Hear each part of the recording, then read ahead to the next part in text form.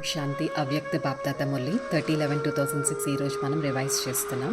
జ్వాలముఖి తపస్య ద్వారా నేను అనే తోక ఏదైతే ఉందో దాన్ని కాల్చేయాలి. ఎలా కాల్చాలి?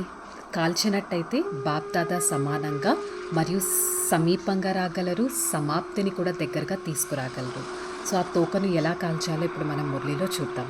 సో ఈరోజు బాబా ఎవరిని చూస్తున్నారు? అఖండమైన తరిగిపోని అవినాశి ఖజానానికి యజమాని అయిన పరమాత్మ నలువైపులా తన సంపన్నంగా ఉన్న పిల్లల్ని చూస్తున్నారు. పిల్లలు కూడా 3 రకాలుగా ఖజానాలతో సంపన్నంగా ఉన్నారు.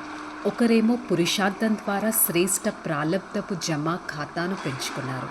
ఇంకొకరేమో సంతుష్టంగా ఉంటూ ఇతరుని సంతుష్టపరుస్తూ సంతుష్టత ద్వారా ఆశీర్వాదాల ఖాతాను జమ చేసుకున్న పిల్లలు ఉన్నారు. ఇంకొకరు మనస వాచ కర్మన సంబంధ సంపర్కాల ద్వారా అనంతమైన నిస్వార్థ సేవ ద్వారా పుణ్య ఖాతాను జమ చేసుకున్న పిల్లలు ఉన్నారు. మరి ప్రతి ఒక్కరూ సర్వ ఖజానాలను జమ చేసుకున్నారు. దీనికోసం నిమిత్త భవ, నిర్మాణ భవ, నిస్వార్థ భవ అనే ఒక తాళం చెవితో ఈ ఖజానాలను మీరు జమ చేసుకోవచ్చు. మరి ఈ తాళం చెవికి ఒక నెంబర్ కూడా ఉంది. ఏంటా నెంబర్? 3 బిందీలు, 3 డాట్స్.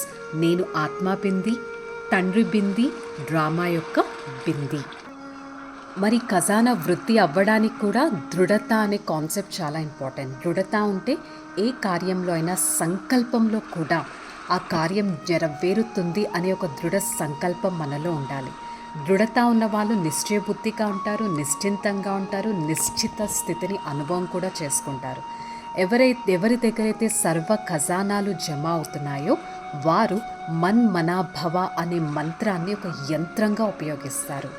దానితో బాబా దగ్గర సాత్ మరియు పాస్, బాబాకి దగ్గరగా ఉంటారు, బాబాకి తోటివాలిగా ఉంటారు. ఇక్కడ పాస్ అంటే 3 రకాల పాస్. ఒకటి పాస్ అవ్వడం, ఇంకొకటి గతించిపోయిన దానికి ఫుల్ స్టాప్ పెట్టడం, ఇంకొకటి పాస్ విత్ ఆనర్గా అవ్వడం. 3 రకాల పాస్కి మీరు దగ్గరగా ఉన్నట్టయితే రాజ్య అధికారం మీకు దగ్గరగా వచ్చేస్తుంది. ఫుల్ పాస్ కూడా అయిపోతారు. ఇప్పుడు సమయం అనుసారంగా ప్రతి సమయం మనం ఎవర్ రెడీగా ఉండాలి. ఎవర్ రెడీ పాఠాన్ని కూడా చాలా పక్కాగా తెలుసుకోవాలి. ఎప్పుడైతే మేరా బాబా, మీఠా బాబా, ప్యారా బాబా అని ఉంటారో, ఎక్కడైతే ప్రేమ ఉంటుందో అక్కడ ఏ విషయం కూడా మనకి కష్టంగా అనిపించదు. సమయం సమీపంగా వస్తుంది. సమయం యొక్క విఘ్నాల నుంచి దూరంగా అవ్వాలంటే నేను అనే శబ్దాన్ని పర్మనెంట్గా మర్చిపోవాలి. నేను అనే శబ్దానికి నేనొక ఆత్మ అనే ఒక శబ్దం కనుక యాడ్ చేసినట్టయితే అభిమానం, బాడీ కాన్షియస్, అభిమానం అన్నీ సమాప్తం అవుతాయి.